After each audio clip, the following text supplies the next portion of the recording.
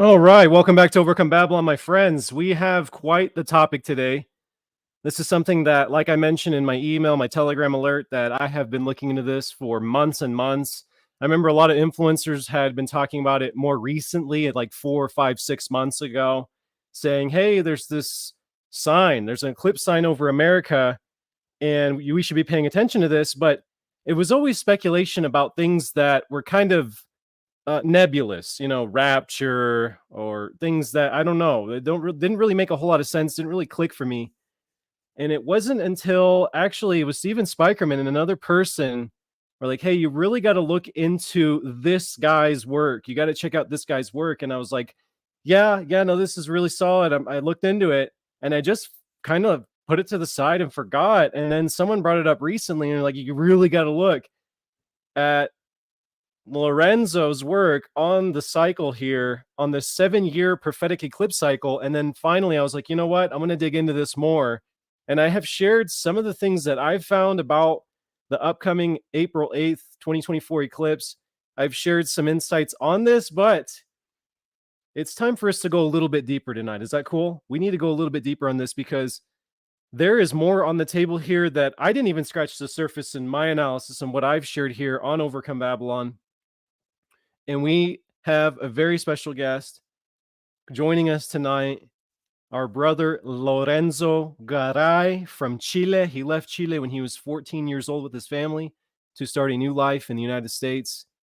He eventually, went to university, ended up becoming an engineer, worked for Boeing, and now he's retired, lives with his family in Washington, and he is a watchman for the House of Israel. More importantly, he's someone that is a traveling watchman. He doesn't have his own podcast, doesn't have his own show, doesn't have his own, thing that he does, but he's somebody with a very urgent message. And what he has to share tonight with us is something that hasn't gotten any exposure from other people out there, because the voices that are on YouTube or the mainstream, they missed it. They missed some of these details. Because they're just busy, right? People get busy. They just publish information for the sake of publishing it a lot of times. This isn't one of those types of messages. This is a very deep analysis. So it's with great joy, it's a great honor, a great privilege to welcome to Overcome Babylon our brother Lorenzo Garay. Lorenzo, how are you, sir? Fantastic. Thank you so much for this wonderful opportunity, Adam. I'm actually, excuse me, Abraham. I'm totally thrilled. I can tell you I've been waiting for a long time for this opportunity. Thanks for the introduction. I think that you pretty much spelled it out. I've been fascinated with prophecy for many, many years. And, with Al Lindsay, with his late great planet Earth. So way back then, he got me kind of enthused about looking into the future and prophecy. Unfortunately, I've been chasing a lot of bunny trails and ended up in the wrong places many times. And so I finally decided, well, I need to just focus on what God's talking in the Bible. And that's the only thing you can really know for sure. And so that's where I spend my time in. And I put this presentation together to hopefully let the Lord speak, because really I can only screw it up. And I'm just going to try to put the pieces together for everybody to follow. I try to do my best by putting references to everything I say so that people can go and check on their own. And I think that the presentation will become available so people can download it and then do their own research, validate what I've come up with. So anyways, I'm thrilled, and thank you again for this opportunity. Now, I must say that the presentation I've done is going to seem a little bit redundant to a lot of your people, because I know your audience has a lot of people that understand the House of Israel and the House of Judah. Unfortunately, a lot of the people in the United States don't. So I kind of added a few slides on that, and I'll try not to belabor too long on them. But I provided what I found, some very helpful evidence. And by the way, I got to give kudos to Steve Spikerman. He gave me a lot of this information, and so did Darla Wright. Her Messianic group that studies Bible codes is called Light Unto the Gentiles. They're the ones that helped me put the pieces together, to be quite honest. And without them, I'll be lost. And I'll kind of walk through that as we go, into brother. No man is an island. And I just want to remind everybody today's thumbnail. So we have these 3 specific omens that we're going to be examining that Lorenzo is going to break down for us. Okay. It started in 2017 And it looks like there is this cycle that is about to end in 2024. This will become more clear to all of us. Lorenzo, I'm going to give you the floor in just a moment, okay? Because Sure. you guys, you got to check out what Lorenzo has to share tonight. I just want to share this real quick. This is from Bible Prophecy Secrets. Guys, what's interesting about this particular cycle that Lorenzo is about to break down for us is that it is actually very exclusive to the fourth seven. So basically the middle of the last 49-year cycle. And so again, it's just something, keep that in mind while as we go through this, right? We're still in the Hebrew year 5859, right? 5860 is about to begin, but it's really interesting to just note that. And I'm going to give Lorenzo the mic because, guys, I need you guys to check out what he has to say. So, with that said, let's add that to the screen here, brother. And can you navigate that for us? Yes, I can. Thank you again for putting this together. Okay, so the first thing, obviously, most of your audience knows is that God did provide the lights in the sky, not only to provide light during the day and night, but also for signs. And so I wanted to make everybody aware of that. There's a verse in Genesis that is very clear that he gave us these four signs for the time so that we could understand what's in his master plan. So then let me go back a little bit. So when I started looking at this, when in 2017, if you recall, the eclipse caught everybody's attention throughout the country, and I didn't think much of it other than I knew that there are omens, you know, and the tradition in the Jewish tradition is that solar eclipses are omens for the Gentiles, and then lunar eclipses are omens for the nation of Israel. Well, that's not what I found in the Bible. What I found is that solar eclipses were in fact omens for the nation of Israel as well as Judah, you know, when they separated into separate kingdoms. And so I found these verses, and the Lord led me to them. You know, it's amazing. It's just in Amos, he talked about the fact that when he was going to provide, give judgment to Israel to the nation of Israel, the kingdom of Israel, because of their idolatry and all their sins, because they walked away from God when they became an independent nation. Then he warned them that he was going to send an eclipse. I call it an eclipse. He said the sun will go down at noon on the day that I bring the judgment. And similarly, for the nation of Judah, he sent this in these verses in Jeremiah. He basically says that he will make the sun go dark in the middle of the day. And so I thought, okay, well, these are kind of very good clues to look at it deeper. And so that's what kind of led me to start looking at this particular eclipses a little deeper. And so here's the eclipses. As you'll all remember, the 2017 started in Salem, Oregon, and it went all the way across the country in a diagonal fashion. Then we had one last October that also started just below Salem and went straight down towards Florida. And the one that's coming up in April is going from the south end Texas and then going out through the northeast corner. So I'm going to go to the next slide. So what's so special about these? Well, the first thing that I noticed was Salem, right? So Salem is the original name for Jerusalem. And so, as you can see in the verses that I quoted, it was a very important city for God, and that's what he said is tabernacle. And so I thought, okay, well, let's look at this. And to be fair, I did hear in the internet, somebody had found that there were 7 cities that were in the path of the totality in the 2017, that there were 7 Salem cities. So I thought, well, let me find out. So I did my own research and I Googled it and I found that there were actually 36 cities. So I go, well, let me look. And so as you'll see, there's a website that you can go where you can find out where a particular city lies with respect to the totality path of any individual eclipse. So that's what I did. I did that for every one of those 36 cities. And so I did that for all 3 eclipses. And as you'll see, this is 2017 on the upper left corner. And by the way, the tool will only allow you to print 10 cities at a time. So I just plotted 10 cities, and in that, the one on the right is the 2023. There were just a few, but you could tell that it's still tracing through 3 of those cities and maybe a 4th. So it's kind of threading the needle through them. And then the 2024, again, there's a whole bunch of cities that are on the path of that. Okay, so I go, well, this is not by coincidence. And there were actually 33 of the 36 cities lie within either of these three eclipses. So that was really an amazing find. I thought, wow, and so to me, that was definitely a sign from God. There's just no way that it could be a coincidence. So then I thought, okay, well, let's look and see what does this do. Well, that's the shape that it did, and I didn't really realize what this was at the time. Well, hey, Lorenzo, Yes, real quick, tell us a yes, little bit about the Salem cities. Like, so they have something that has to do with Jerusalem in the name. Is that what you're saying? yes. It's the original name. It's called out in the Psalms. It talks about it when Melchizedek was the king of Salem, and a lot of people believe that Yeshua, Jesus, is the King Melchizedek, and that. But I found other references that say, well, that's pretty much assumed to be Jerusalem. The same city where he had his tabernacle. So that's all I could say. It was just a special city in my mind. It had something to do link with Israel or with Judah, if you want to call it.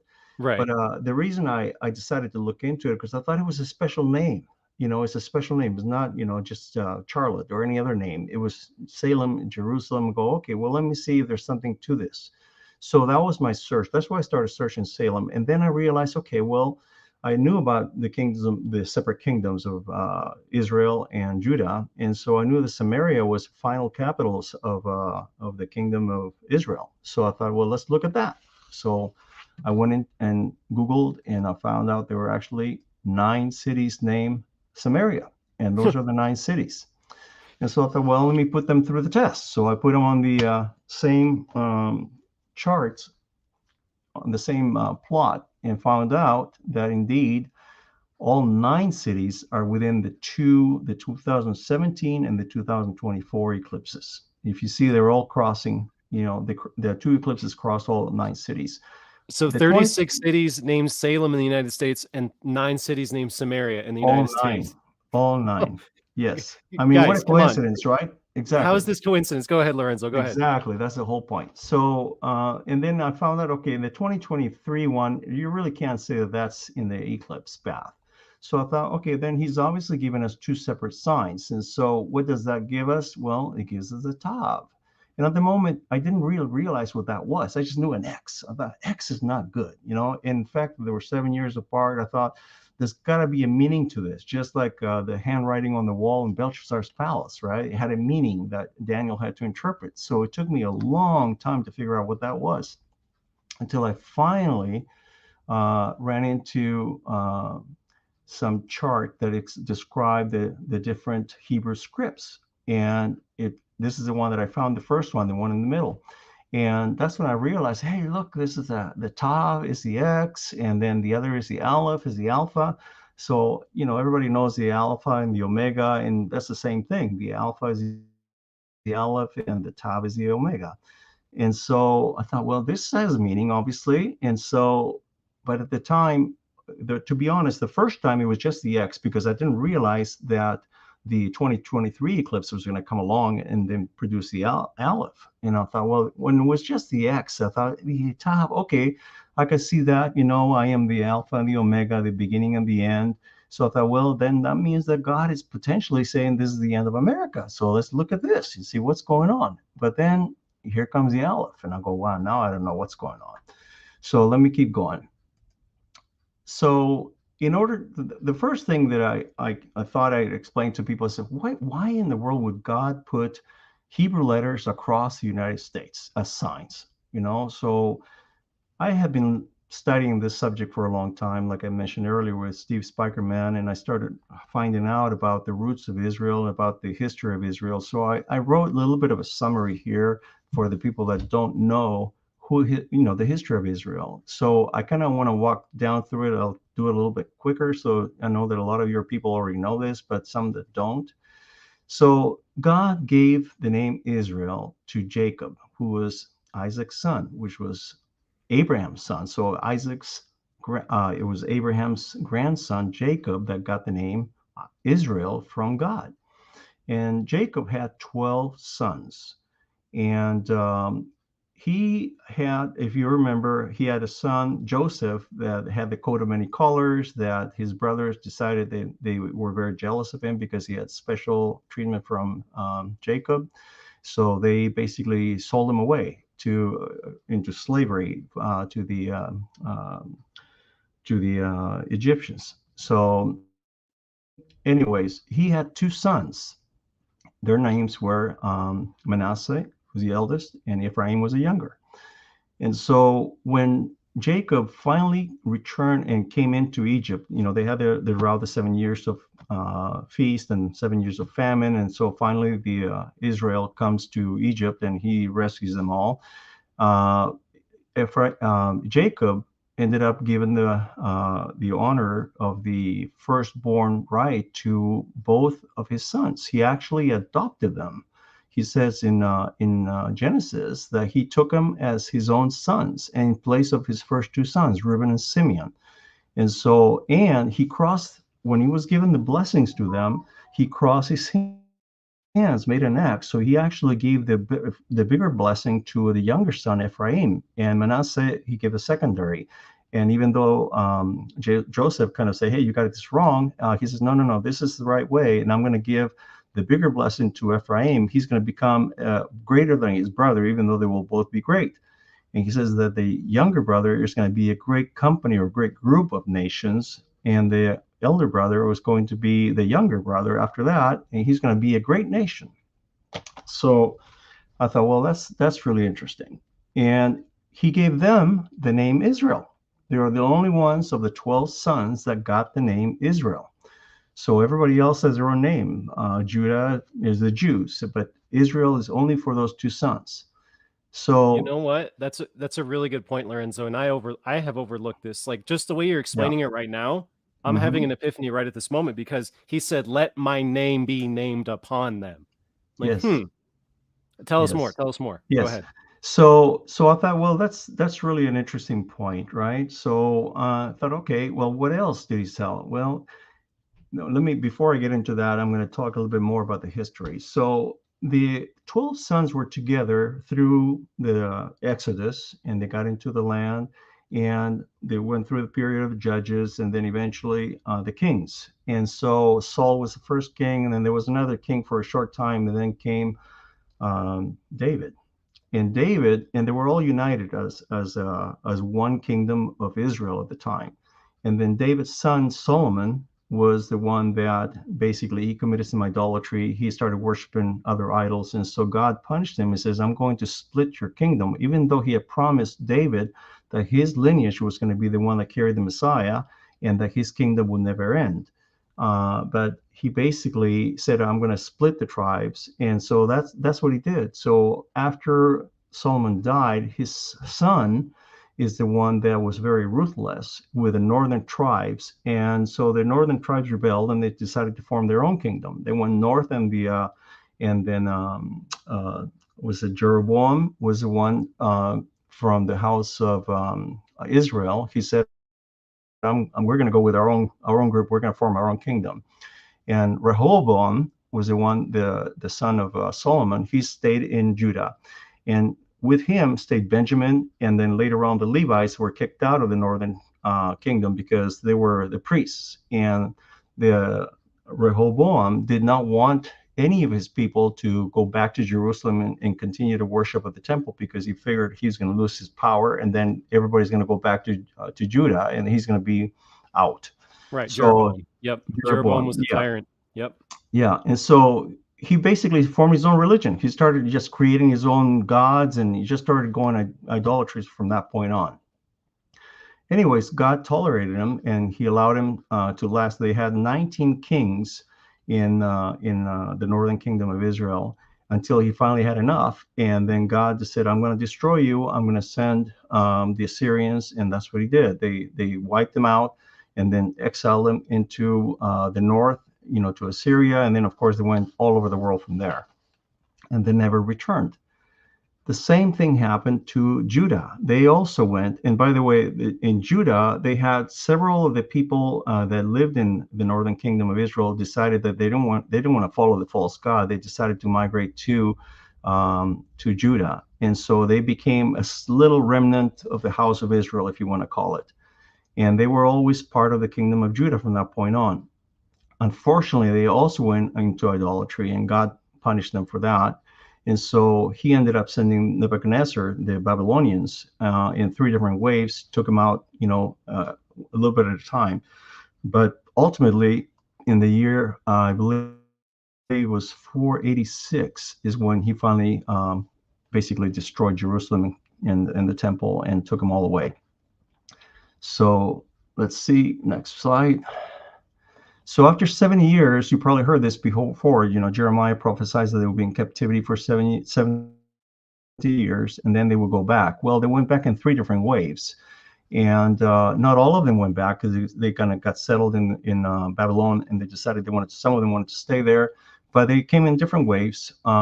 Again, same people. It was not Israel. The house of Israel was scattered throughout the world, and there were some very interesting verses in which, for instance, Ezekiel, when he was being warned by God that he was going to destroy the remnant of the house of Israel, because they were the ones polluting the Judah, for that matter.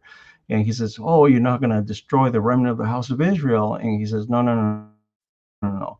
These are the same ones that everybody talks to. The ones you're talking about are the ones that the Jews are saying, oh, these guys don't belong here anymore because they've been kicked out by you, and therefore the land belongs to us," and so on and so forth. He says, no, no, the whole house of Israel is in other nations far away, and I'm keeping an eye on them, and I'm going to bring them back in the end times, and I'm going to change their hearts to me, and they're not going to sin anymore, when he regathers them at the end. So he made it very clear that Israel was not there. And so they had a remnant, yes, but that was not the house of Israel, the whole house of Israel. So let's see. So Judah returned to the land, and they were there until 70 AD. And that's when the Romans destroyed the temple, and then again they exiled the Jews. Now, the house of Judah again returned to the land in 1948 under the name of the State of Israel. And that unfortunately confused a lot of people, because they used the name of Israel instead of Judah, which was the original intent, I believe, from the Balfour Declaration. They were supposed to be the land for the Jews. And I read a little bit about the history of when they chose the name, and they had multiple names. They had Judah as one of them, and then ultimately they decided on the State of Israel. And it's kind of an interesting, it's not really clear why, but that's You what know they what I picked. can say? You know what I can say, Lorenzo, is that they also had different flags that they were going to choose. One of them had the Lion of Judah on it. Yeah, it makes a lot of sense. Actually, a few of them had the Lion of Judah from what I can remember. But Yeah. they decided on the star, right? The Mm-hmm. 6-pointed star instead, but they did have the Lion of Judah as a potential symbol. Yeah. So the one thing that is different than the Israel, the Hebrews, is that the Jews, they always kept their faith. They were basically Sabbath followers, and they had their synagogues, and they kept praying to the right God. So it was easy for them to, and that's why they call themselves a Jewish state. I mean, they follow the Jewish faith. Now, just to show you what the Bible says about the state of Israel, he calls them Judah and Jerusalem. And those are the verses that I pointed out there in Matthew and Luke. If you look at any of the prophecies towards the end times, it calls them Judah and Jerusalem. Jacob, the other name is Jacob, and that name was used several times because, and I think that's probably because they had a remnant of Israel in there. It's probably the reason that they call him Jacob as well. And this is really, really important. It took me a while to figure this out, because if you don't know who is who, it's really hard to follow scriptures to understand the prophecies.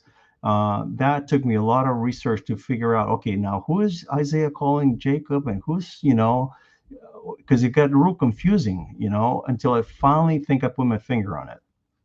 So that's what I came up with. Jeremiah and Isaiah also call him Jacob. Now, the 2 houses of Israel and Judah are going to remain divided until Jesus, or Yeshua, returns to set up his kingdom on earth. He's going to liberate Jacob first, Judah and Jerusalem. He's going to draw all the nations to Jerusalem. They're going to lay siege to it. And then he's going to come and liberate them after they've been punished, because he's going to punish them for all their idolatry. And then he's going to save the remnant. Then he's going to install his kingdom there. And then he's going to bring in the lost tribes from the faraway isles. And these are the verses that I mentioned in there, Jeremiah. And there's quite a few that talk about him bringing the remnant of Israel from captivity. So I'm going to raise that up right now. The house of Israel, is going to be in captivity when he brings them over. But then he's going to reunite them, and there's many prophecies that talk about the fact that he's going to join the two houses into one, and also he's going to resurrect David, and David is going to be their king. Now, I know a lot of Christian churches talk about, and they try to spiritualize that David is really Jesus, and that he's going to be the king. No, David will be the king over Israel, and Yeshua is going to be their God. And there's several verses that specifically call out both. They say that they're going to be both David and Yeshua will be there in their midst. Anyways, obviously they haven't been fulfilled yet, because we still have a lot of idolatry in Jerusalem, and we don't have Yeshua back, and David's not resurrected yet. Everybody's saying, though, Lorenzo, that apparently Benjamin Netanyahu is the reincarnation of the King David or something. Well, he's claimed that Ezekiel 37 was already fulfilled when they came together. I'm going like, where's the Messiah then? Where's King David? And how come you guys are still not following the right God? Anyways. Right. So now we go to the next one. So there are some, the good news is that Jacob gave us some really good clues to follow to identify the end times, who are the different players. And I'm not going to focus on the rest of the brothers, only on Ephraim and Manasseh, because those are the ones that we want to focus on right now. They're the ones that got the name Israel, and that's the topic of here. So the first thing is that he said, again, as I said earlier, that Ephraim was going to be a great group of nations. It's going to come after the great group of nations. The other clue is that they're going to be very, very rich. They're going to have the best of everything from the land. And so, okay, that's an interesting clue. Then another one is that they're going to become very big military powers. They are going to be able to push all the nations around the world with their horns and so on. And they were going to dominate the gates of their enemies. So I thought, well, that's interesting. And then again, look at another prophecy in Jeremiah and Isaiah. It says they're going to live in faraway islands or coastlands. So I thought that's interesting, away from the Middle East. Ephraim had symbols. All of the tribes had symbols. Judah had the lion. Ephraim had the bullock or the bull and the unicorn. And Manasseh is known for its arrows because they were very famous at waging war. There are many verses that talk about their ability to win wars for them. And the olive branch, again, was the symbol of Israel. So one more clue was that a descendant of King David was always going to rule over the house of Israel, which is very interesting, right? Because they were in Judah and the house of David was in Jerusalem. But they got deposed by Nebuchadnezzar. When he came in and took them captive, he wanted to make sure that he killed that line, the lineage. So he took away the last king, and he killed both of his sons. So he said, I'm done with Judah, and I'm done with the lineage of David. And the thing is, he didn't realize that there was a way that the lineage was going to continue. So anyways, the King David symbol happened to be the lion, just like Judah as well. And again, I'm giving you the verses here. I'm not going to name them all because you can all read them.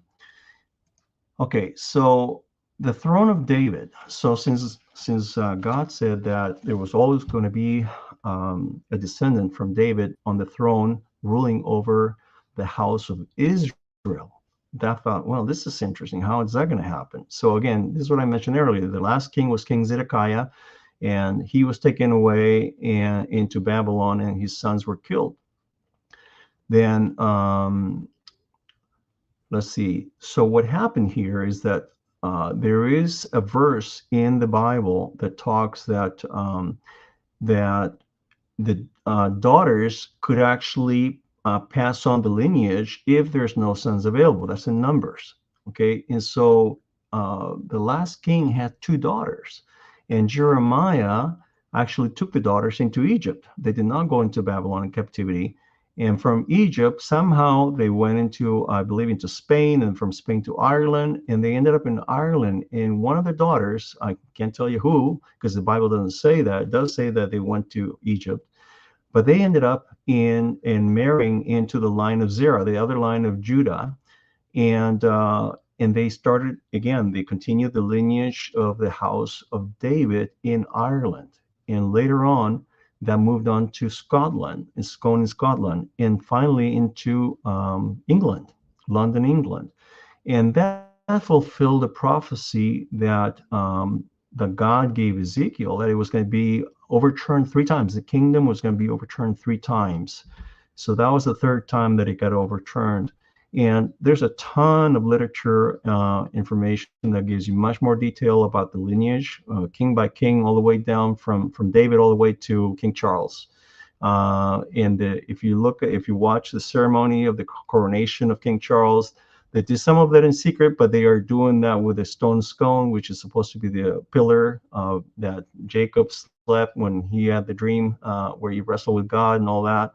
So there's a long, long history of them following a lot of the rituals and a lot of the same procedures that they coronated all the kings in that lineage. And they claimed until very recently, openly, that they are the descendants of Israel, until, of course, the state of Israel came along, and then all of a sudden they went quiet.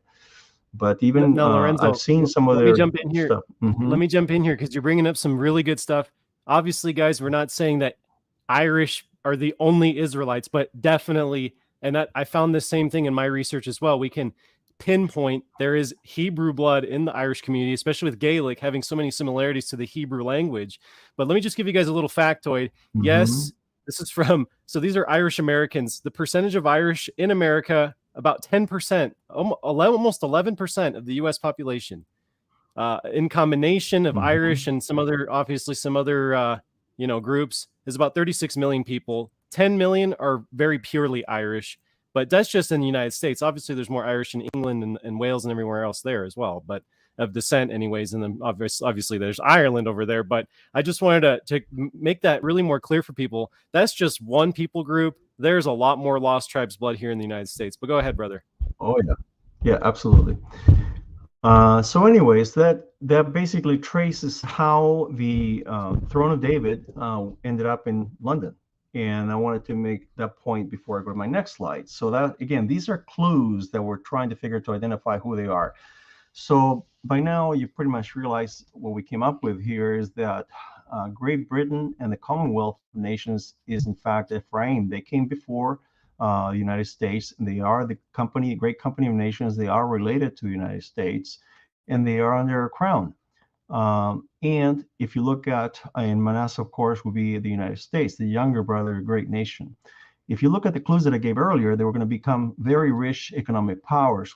Well, when you look at the GDP of these nations, the United States is number one, as everybody knows. But I don't know that many people know that the British Commonwealth is actually number 3 after China. That was kind of an interesting find. Military might, well, I think you all know about the British Empire. The sun never sets over the British Empire. They had a huge empire. And they controlled the gates to their enemies for many years. They were very big, and they still are a powerful nation from a military perspective. And of course, the United States is the premier world power militarily. And if you look at all the different gates of their enemies here, again, we'll name them all from, they started from Gibraltar, Malta, Dardanelles, English Channel, Suez. I mean, you name it. Around the world, they control the key passages where the enemies would have to go through in their own ships. And so that's how they control the sea routes. And that same thing went for the United States. They control, the Hawaii, the Aleutian Islands, Midway, Guam, etc. On the Panama Canal, key posts around the world from a military perspective.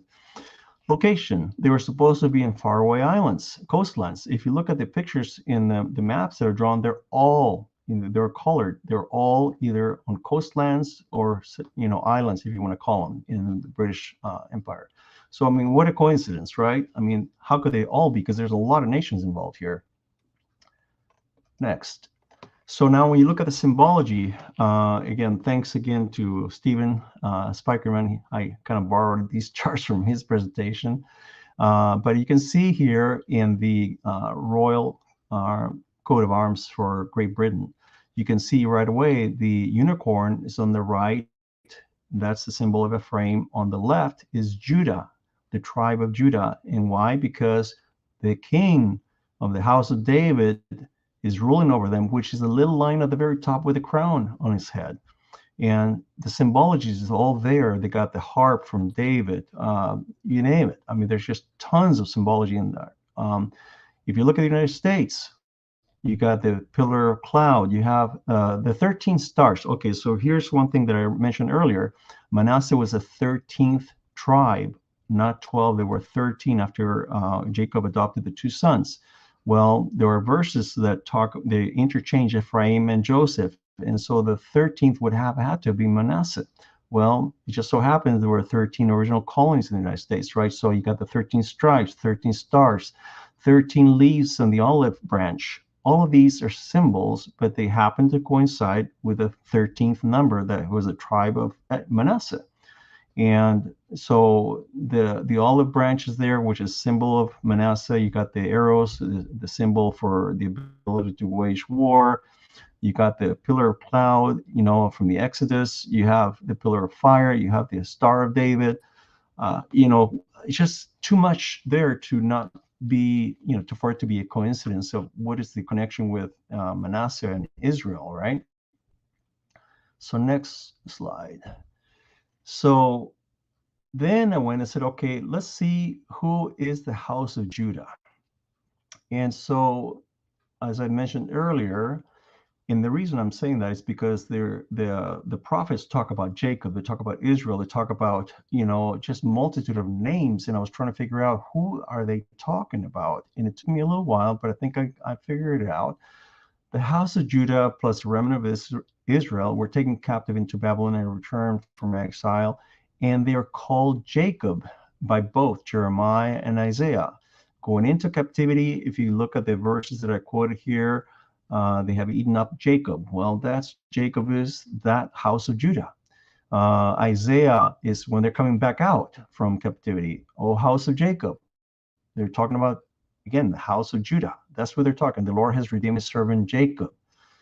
Daniel 9:26. I'm bringing that up because they were there in that land until right through the Messiah. When he came, he was crucified, and after that, they were taken away by the Romans. Well, that's essentially what this says, right? After the Messiah comes, he will be taken away, and then the people of the prince that shall come, the Romans, will destroy the city and the sanctuary, and that's what happened. So that's the final phase of that group of Israel. So the next slide talks about the rebirth. Or no, excuse me. I'm going to talk about why do they call themselves Israel to begin with.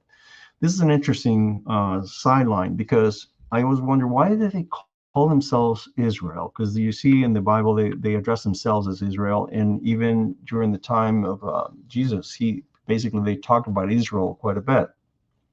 Well, the reason was, I believe that they decided to use a name because when God did away with the northern tribes of Israel, he basically divorced them.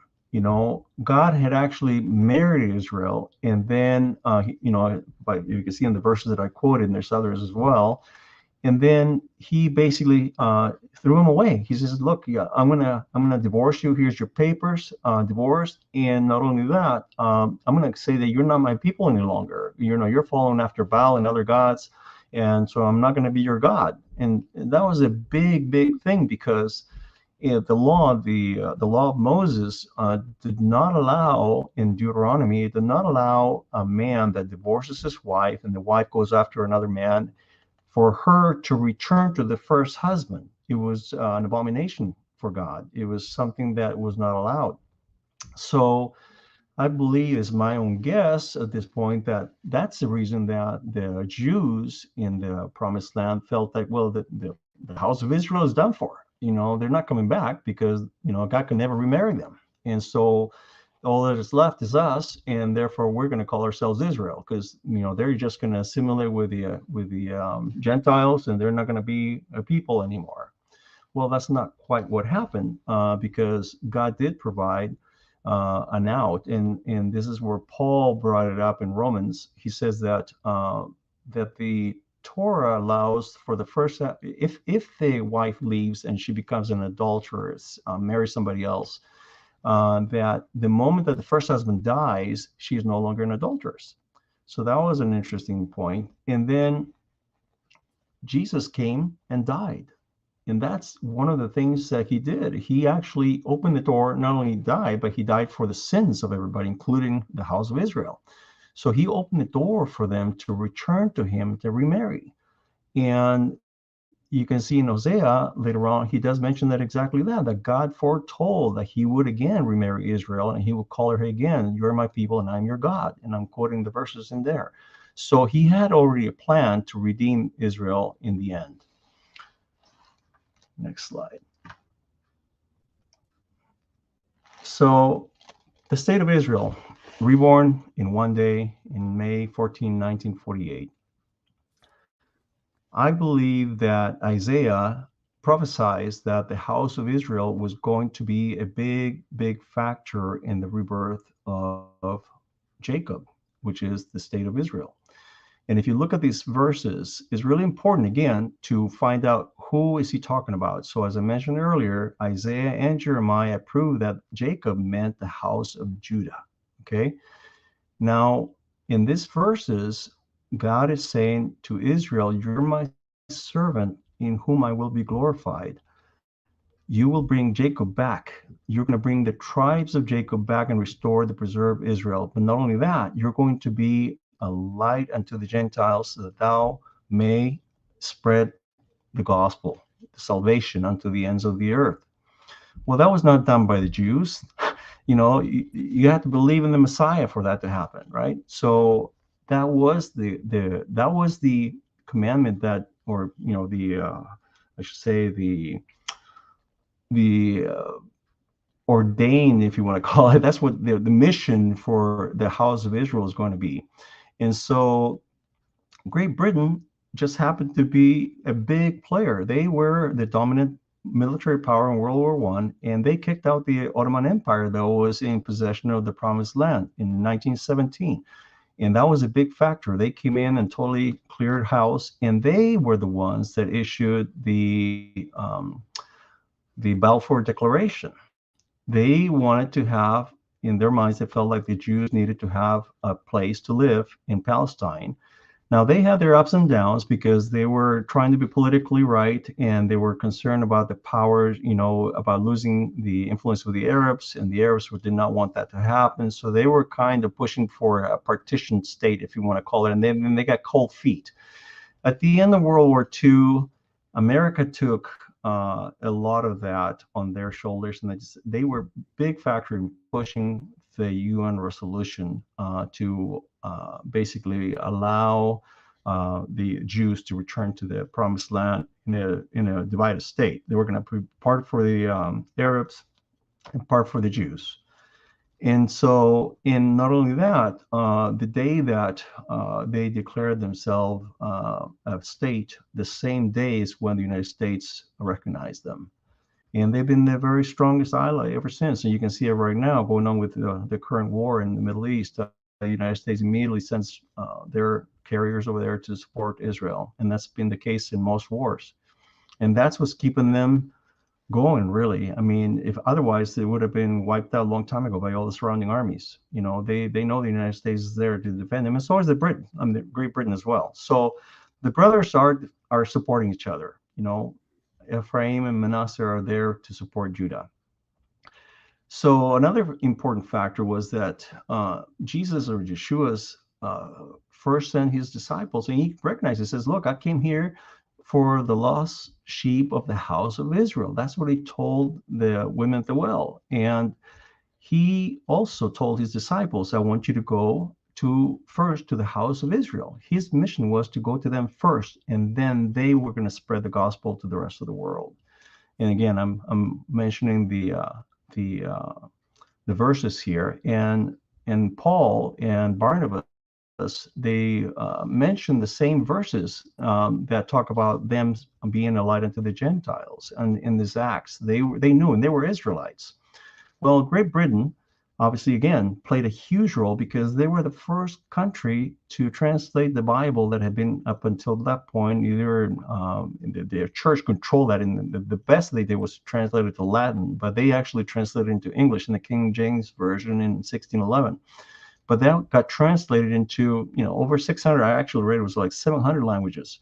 Not only that, they send missionaries all around the world spreading the gospel. And then America followed suit, the same thing. They are now the largest missionary sending country in the world. So yeah, they did fulfill that call to go out and be a light unto the Gentiles. The state of Israel, on the other hand, they're Jews, and they do not accept the gospel of the Lord. They basically say, no, he's not. At best, he was a teacher, or a prophet, but that's about as far as they're given credit for. Well, as you can see in Romans, Paul basically says that we, the church, and also we're just being grafted into the trunk of Israel, that they are the original wife of the Lord, and that the hardness right now, because they rejected the Messiah, that they will be blinded, or there will be hardness in them for them to accept the Lord until the time of the Gentiles is done. So until the last of the Gentiles becomes a believer, that's when they will be open their eyes, and then they'll be able to receive, and they'll be given forgiveness by the Lord through, unfortunately, they'll have to go through the tribulation and through trials. And again, Paul basically calls them, he says that he will return the impiety, or basically forgive the sins from Jacob. Again, he calls the current nation of Israel Jacob. Okay, next slide. Hey, brother, if you want to skip to, I want to get to because we're running low on time, and I want to respect everybody's time. I want to go and skip ahead. we get the current state of affairs. I think you've done a really good job laying a foundation that, guys, we need to be looking at America and Western countries as lost tribe or nations. I've broken down a lot of the nuances of these prophecies regathering and the scatter and regathering. Gog and Magog part 1 and 2. I want to get your take, just because I know I'm looking at the clock here. I want to look at the eclipses. Okay. I don't know if you want to skip to slide 23, which is the eclipses reveal Aleph and Tav letters, because I feel like, again, just what you have to share, as we're basically halfway through here with your slides anyway, you have a lot in here, and I really want you to get to it. So, yeah, thank you so much, because I wasn't really watching the clock. Appreciate it. Okay, no, so I'm going to just refresh everybody in terms of what's special about the fact that these are Paleo-Hebrew letters that are being shown to us by God over the United States. Well, the important part is that that's the language that they had at the time of the prophets, the time that the kingdom of Israel was there and the kingdom of Judah. So I thought, well, this is an important point, because that tells you why he would have used Square Hebrew, which is currently being used in Israel, if that was not important. Right? He used the Paleo-Hebrew, which was the language that the people that were dispersed used at the time. So that's the first point I made. The next one is, again, the fact that the sun went dark in the original destruction of Israel. And the fact that God does nothing without telling his prophets. So I immediately started looking, okay, is there any prophecy that talks about a future destruction of Israel, of the house of Israel? And I found it in Ezekiel 6 and 7. Now, Ezekiel 6 and 7, and by the way, Ezekiel was named the watchman for the house of Israel. So that's really important. That was his mission. And the reason, at the time, Judah had not yet been destroyed, okay? So a lot of people think that these chapters are actually talking about the upcoming destruction of the house of Judah. And I'm saying, no, these are not so. And obviously they're not the house of Israel, because the house of Israel had already been taken away 130 years before. The reasons I'm saying that these two chapters are not talking about the house of Judah is because there's absolutely no mention of Jerusalem, the temple, Zion, Judah, Babylon, Nebuchadnezzar, you name it. There's no mention of any of that. And the destruction that is talked about in these chapters is different than the one that is shown in particular, because there's no cannibalism, which is something that God said that would happen in the case of Jerusalem. There would be cannibalism after the siege of Jerusalem, and that's in several verses.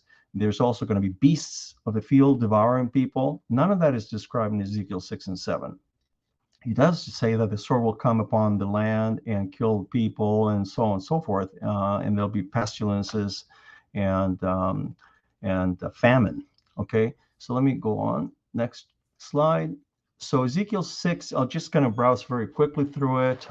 Basically, is a judgment against the land because of idolatry. And idolatry has several meanings. It's not just worshiping a little statue and calling it God. There's a lot of other definitions that I'll get into in a minute. But it also talks about, abominations. But what I want to draw your attention to in this Ezekiel 6 is that he does talk about a very large destruction of this land. He's going to lay it to waste. He's going to destroy the cities. He's going to destroy the altars, he calls them. And I'm thinking altars could be your home, if that's what you worship, right?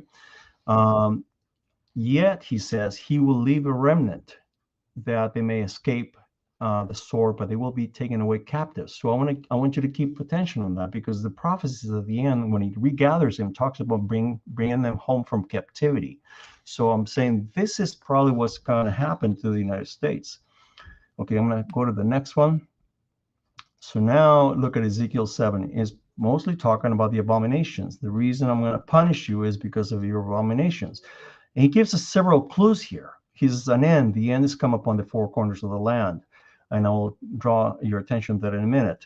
He talks about that they have blown the trumpet but to make ready, but none goes to battle. So I go, well, how could it be that anybody's going to attack the United States and not get hit back, right? The United States is the strongest military in the world. Somehow, they're not going to respond. I don't know how, but that's what the Bible says. So there will not be a response. I should say this, Lorenzo. That's a very good point. Guys, the eclipses are passing through the four corners of the land, are they not? It looks like, okay, well, definitely the northwest corner, northeast corner, southwest. I mean, you could argue maybe not the southwest, but for sure, I mean, almost all the corners are covered by these eclipses here. No, so I'll get into that in a minute here. I'll touch on that. Yeah, go for it, Lorenzo. Go for it. So one more point that I want to bring up here is the beauty of this is one of the things that he's complaining about. He says the beauty of his ornament, God's ornament, he said in majesty, but they made images of their abominations and their detestable things therein. So what is that? That is the rainbow. The rainbow is image. He was a beautiful ornament that he gave us. And what's happened to the rainbow, how it's been misused. He also says here that his face will turn from them. So he's actually going to turn his back on the, whoever's here, whether believers or not, and that they're going to pollute the secret place. Well, the secret place could be the heart of the believers. It could be the DNA. I'm not sure, but that's the ones that the only thoughts that I had about that. But they're highlighting the land is full of bloody crimes, full of violence. And so he's going to bring a worst of the heathen, a foreign nation, to come and possess the houses, and basically it's just going to be total destruction throughout the land. So here's the clues. So like you said earlier, the four corners of the land. So what are the four corners? Well, Isaiah tells us they're the north, south, east, and west. Those are the cardinal points. And that's exactly what the X does through. It goes through the, north, south, east, and west. And those are the corners that he's talking about. Next, so then once I got the Tav figured out, I figured, okay, now what is the Aleph? And that took me a long time. And that's when Darla came to the rescue with, and she introduced me to this Messianic Aleph Tav interlinear scriptures. And I started looking into that. And this William Sanford, unfortunately, has passed away, but he did a fantastic job examining how God uses the Aleph Tav throughout scriptures. And I had no idea, because none of the English translations or any other language translation shows the Aleph Tavs. They only show up in the Hebrew scriptures. And they're being used as divine marks, if you want to call it a stamp or a sign, identifying Yeshua and identifying important things to him, like of the subject that he's talking about, whether it's that they're in covenant relationship with the Father, about special people or occasions, places, and things. And I'll give you some examples real quick here. So here's an example where the Aleph Tav is used in scripture. And I'm showing you the Hebrew interlinear here, where you can see the Hebrew letters. And then the Aleph Tav in the square Hebrew. I don't know if you can see my pointer. Can anybody see my pointer at all? No, but I so can't. here Zechariah. Okay, so basically here it's pointing. The Aleph Tav has been used to point to Yeshua. And if you look at the verse here, it says, "And they shall look upon me, Aleph Tav, whom they pierced." We all know who that is. Yeshua, Aleph Tav. That's his name. Alpha and the Omega. That's who he is. Here's another one, pointing again to Yeshua as the Word of God. John says, the Word was God and became flesh. Well, if you look closely here, it says, "They would not thirst for water, but of hearing Aleph Tav, the words of Yahweh." You see, again, Aleph Tav is indicating Yeshua. The next one, another example here pointing to Yeshua creating the heavens and the earth. Again, back to John. He says that everything was created through him and for him. And if you look at it here, it says, "In the beginning created Aleph Tav, God, heaven and earth." Again, it's pointing to Yeshua. Now, I'll give you an example of how the Aleph Tav is used to point to people and places.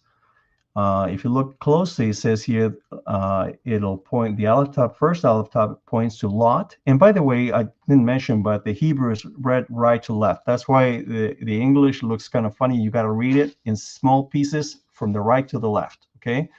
But if you look at it, it'll say it's pointing to a person of interest, Lot. He says, and lifted up Lot, Aleph Tav, his eyes. Where? To the plains of Jordan. As you see, and saw Aleph Tav, all the plain of Jordan. You see, so he's pointing, the Aleph Tav is pointing first, he's pointing to Lot, and the next time he's pointing to the plain of Jordan. And then finally, it points to Yeshua, along with Yahweh, destroying Sodom and Gomorrah at the end, down here in the middle sentence. So those are the three ways that he's used it to point to people, places, and things like that. So now let's look at the prophecies of Ezekiel 6 and 7. This is when I finally struck gold, because I was trying to figure out where is the Aleph Tav. And sure enough, I mean, this is like right after he says the end has come to the four corners. The very next verse, he says, I will repay you, Aleph Tav, all. So I'll repay all of you. He's identifying the people, all you, by the Aleph Tav. So I thought, well, that's interesting, because it's not like the Aleph Tavs are spread out through this thing. They're only in certain places, okay? You go to the next one, Ezekiel 7:24. He identifies the houses by the Aleph Tav, the houses that will be possessed by the enemies. He says, therefore, I will bring the worst of the Gentiles, and they possess Aleph Tav, their houses. Again, he's identifying the houses of the land that will be possessed by the enemy. So Aleph Tav is identifying the people and the houses. Let's look at the next one. Ezekiel 6:14. So I will stretch my hand out against them and make the land, Aleph Tav, desolate. So now he's saying the land is identified by the Aleph Tav. The land that was become desolate is identified by the Aleph Tav. So now you got three things pointing to the Americas. So it's the people, the land, and the houses by the Aleph Tav. Okay. So now I go back and look and say, okay, so what is the reason that God is punishing and end times Israel? He says idolatry, the worshiping of false gods and images. And by the way, this was kind of a double-edged sword, because when I started looking into all the definitions, and I'm not going to read them all because you can all do that, it kind of hits you home, because we all, if you define anything that gets in the way between you and God as an idolatry, we all spend more time sometimes in sports, sometimes worried about our house and whatever, and you could argue that we could all do a little bit of idolatry. We have to be very careful with that. So any possessions that we have, we cannot get so attached to them that we leave God behind us. We have to always remember he wants us to love him and worship him more than anything else. And so that's a lesson for me, and I think that a lot of people need to think about that in their own look in the mirror. Abominations, boy, you name it. Here we're talking about occult practices, child sacrifice. Well, you could argue that abortion is exactly that. Divination, spiritism, witchcraft, astrology, soothsaying, idolatry, worshiping false gods, ungodly sexual relationships like homosexuality, adultery, fornication, incest, bestiality. All of those things, are they in the United States? I'm afraid so. 100%. Here's some more. 100%. Prostitution, cross-dressing. We make fun, of cross-dressers. It's a sin. It's an abomination. Wickedness, dishonesty, partaking in injustice. What's our legal system right now? It's unjust completely. Haughty eyes, love of money, arrogance, pride in the heart, turning away from God's law. That's a big one to me, because if you remember, many will come and say, Lord, Lord, and he'll say, turn away from me because I never knew you, because you lawless ones. He calls them the lawless ones. He says, turn away from you lawless ones. Well, what's the law? The law is the 10 Commandments, and if you don't follow the 10 Commandments, he can easily call you a lawless one, and that's important. Especially the Devious fourth one, person, brother. arrogance and pride. Yeah, I know. The fourth one's the Violence and neglected one, but go wickedness. ahead. Yeah, no, violence and wickedness, right? Again, I mentioned the beautiful ornament, which is the rainbow. That's how I think. Maybe there's some other ones, but that's the one that comes to my mind. The land is full of bloody crimes and the city is full of violence. Well, doesn't that speak of the current state of this country, unfortunately? So a lot of people argue, well, hey, God didn't destroy Sodom and Gomorrah until the last of his righteous people, Lot and his family, were taken out. And so they could argue that, well, there's still a lot of good, faithful people in this country. Would he bring destruction to this country? And Ezekiel answers, yes, he would. He says that even if Noah, Daniel, and Job were all righteous people, even if they were there, they would save their own souls, but they would still, the land would still be destroyed. He says very clearly, he says, and there's many more verses. I just didn't want to lay it all out because it would have been too crowded. But basically, there's no question. He says, when they've gone to this point, the sin is so great, I'm going to take them out. And I will save those few people, but that's it. Even their children or their relatives, they're going to have to do it on their own. They're only going to save the ones, each one to its own righteousness. And so I thought, well, that's pretty important. So now, is there a second witness? Well, as I mentioned earlier, Amos prophesies the destruction of the ancient northern kingdom of Israel. He says the sun will go dark at noon. Well, this particular program that I mentioned earlier, you can actually plot any particular city. So I went to the first city of the border of the United States when the next eclipse occurs. It so happens it begins at 12:10. Well, that's pretty darn close to noon, I would say. So I don't know if you could argue that's a fulfillment of that prophecy, but you could argue it could be, right? Mm-hmm. Next one, Deuteronomy. In Deuteronomy 28, God talks about all the blessings and curses if Israel were to not follow his commandments. And the curses are tremendous. Again, he'll send plagues, he'll send diseases, he'll send a destroyer to come, a foreign army to destroy the land. Ultimately, he'll pluck them off the land and send them into exile. That's the kind of destruction that he prophesies for Israel forever if they walked away from his commandments. So Bible codes, and I'll bring this up. Scott Bunnell is another Messianic believer. I caught him on YouTube, and he had a presentation, and I make reference to it here. I'm showing it because he made it public, and he didn't have any copyright, so I'm showing it because it's very appropriate. The codes he found, again, on Ezekiel, same verses that we're talking about, are tremendous. I mean, usually you'll find a handful of codes, but here's the words, and I'll show you in a minute what the codes look like. And for those of you that don't know, the codes are derived by a computer program that basically looks at the scroll. It's all in Hebrew letters, and it starts looking for letters or words that are in diagonal, horizontal, vertical, in every which direction, and even skipping numbers. And so you could argue that's a little bit of a black art. You could almost generate any kind of word for that way, right? But the fact that these are the words that came up are kind of telling to me. Basically, talk about destruction, New York City, United States. There's going to be attack from the sea by boats, by Leviathan. That just happens to be a class of nuclear submarines, atomic missiles, a sword of the nations, shrieking fire, thousands upon thousands of dead, calamity upon calamity. I mean, it's just really telling of very massive destruction coming. I thought, well, that's pretty interesting. And this is what it looks like. I mean, unfortunately, the Hebrew scripts are all blackened, but this is what it looks like. He basically looks at different angles, different directions, and see what words come out. And those are the words that he was able to find.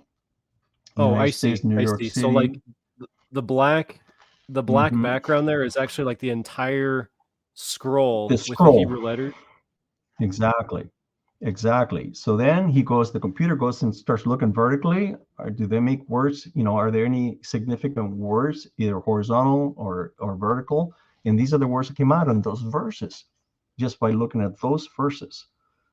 You see, so I thought, wow, this is pretty impressive. Slaughtering before the building of the young bull. Well, Wall Street is symbol is a Wall Street is a bull. Right. They all shall drink the wrath. My wrath, double the wrath, thousand woes, counting the dead, tens thousands, missiles. I mean, it's pretty scary stuff. Whoa. Next Man, slide.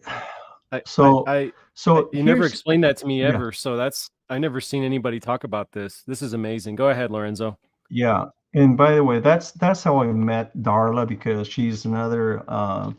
She her mission, her ministry is exactly that. She has a large group of ladies, and that's all they do. Look at codes, and they have a method. It's not like, it's not like you think just they basically pray about it, and there's a something that comes to them, and then they go to a verse and they start exploring around there if there's any themes. And so I asked her, can you please validate what I found from Scott? And they did, and they gave me a whole new set that I didn't want to add to it, but it's the same message in a different area. Talks about the hammer, how it's going to be destroyed, and judgment coming. Eclipses are there. I mean, it's pretty telling. Same thing, but this was more direct because it was in the verses of prophecy that I'm calling out, and that's exactly where he drew them from. So where do we go from here? So the whole point to me and the mission that I've been on, I've been kind of a watchman, and I wanted to pass this message. Why? Because God tells us that we need to do that. He basically in Ezekiel 33 says, Ezekiel, you need to appoint the watchman, and when the watchman sees a sword coming, you need to warn people, because if the sword comes and the person dies on his sins and you didn't warn him, his blood is going to be on your head. And so I thought, well, man, if he's going to hold me accountable, I'm going to make sure everybody knows about this. And that's why I've been wanting to get on the, in the air and raise this. Again, I don't want to make this my message. I want to make this God's message. And that's why I've been really careful to try to quote verse and everything that I've said. And that's unfortunately the message that we have here, and I think that it probably doesn't come as a surprise to most people, because I think everybody realizes there's something awry right now with this country, the way it's been going for the last several years. And if you look at us from the perspective of God, I mean, we're way worse than Sodom and Gomorrah, and He destroyed them, and they were Mhm. supposed to be an example for us, so that we wouldn't do that. Well, we've done exactly that. We've taken him out of the schools. We've taken him out of everything. We've elevated the abominations, and we've made right wrong and wrong right. All the things that He said would happen in the end.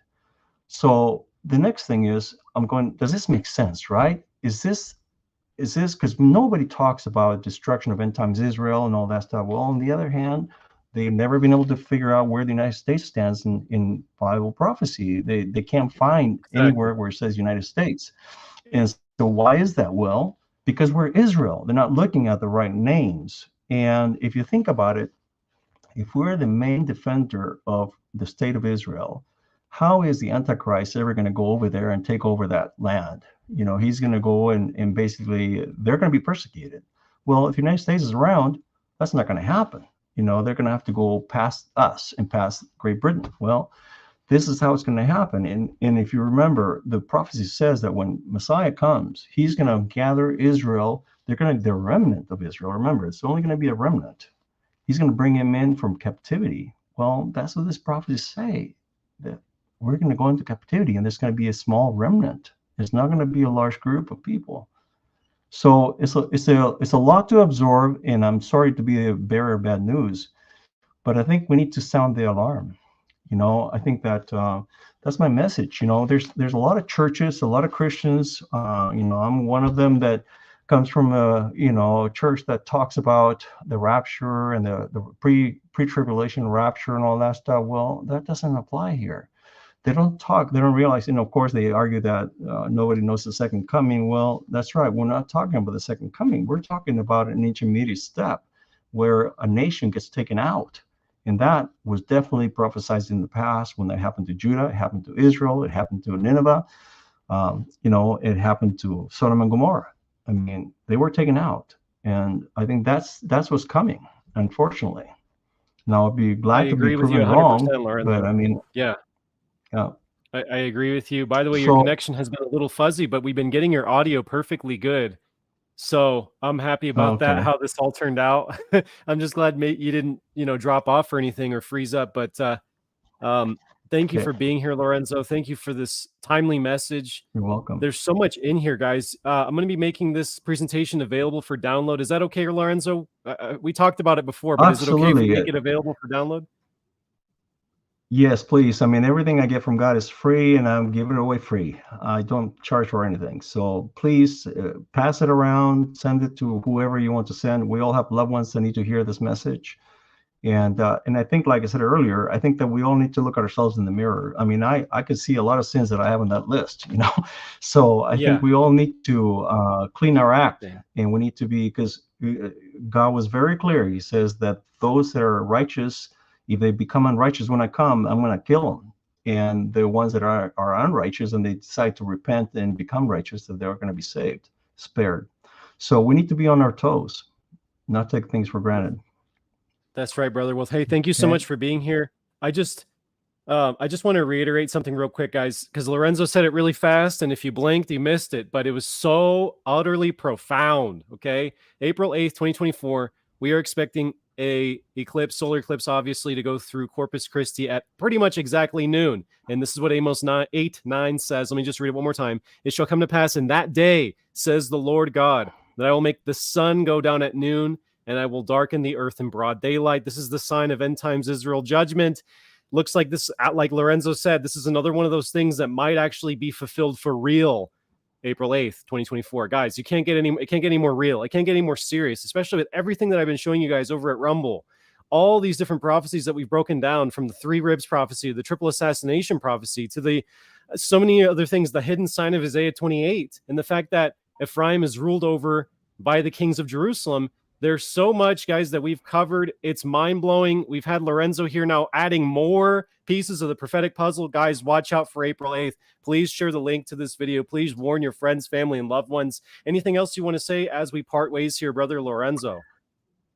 No, that's all. I just want to thank everybody. I think that we all need to remember, though, that if you have Christ in your heart, you are a follower of Christ. You don't need to worry. Whatever happens, don't worry.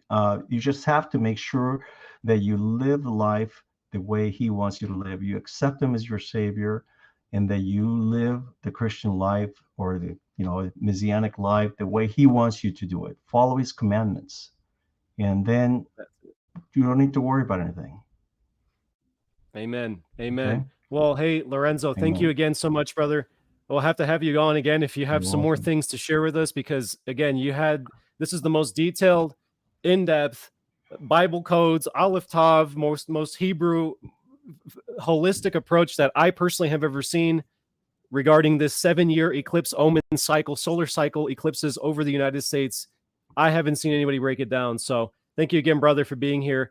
I just want to close off today, guys, but just thanking you for checking this out. Amazing presentation. A lot of people are giving you a lot of accolades here, Lorenzo. And I just want to say, I want to address a couple of questions. What if nothing happens April 8th? Nothing happened in 2017. I'm seeing some comments here. Guys, it's not about we wait for specific dates and boom, then we turn our lives around or whatever. We continue to warn. We continue to show people and educate people about their true Hebrew identity. We continue to work for the kingdom, but we also have our eyes open, because, yeah, if something doesn't visibly, physically happen on April 8th, take a look around you guys. There's a lot of stuff going on, and there's a lot of reason that to repent, to get other people in our lives, our loved ones, friends, family, to wake them up, shake them up, because it will eventually get to that point where, yeah, Jacob's cities will be forsaken. Yeah, the Damascus prophecy will be fulfilled.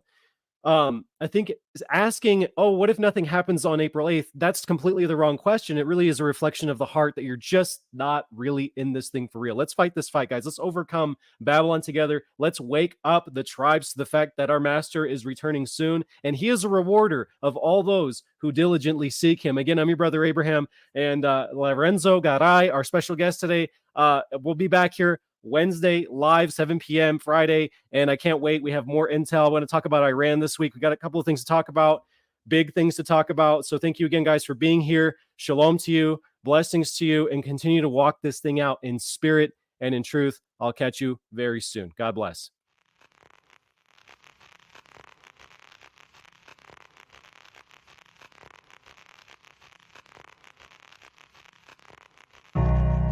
So here I am, broken open, emptied of myself.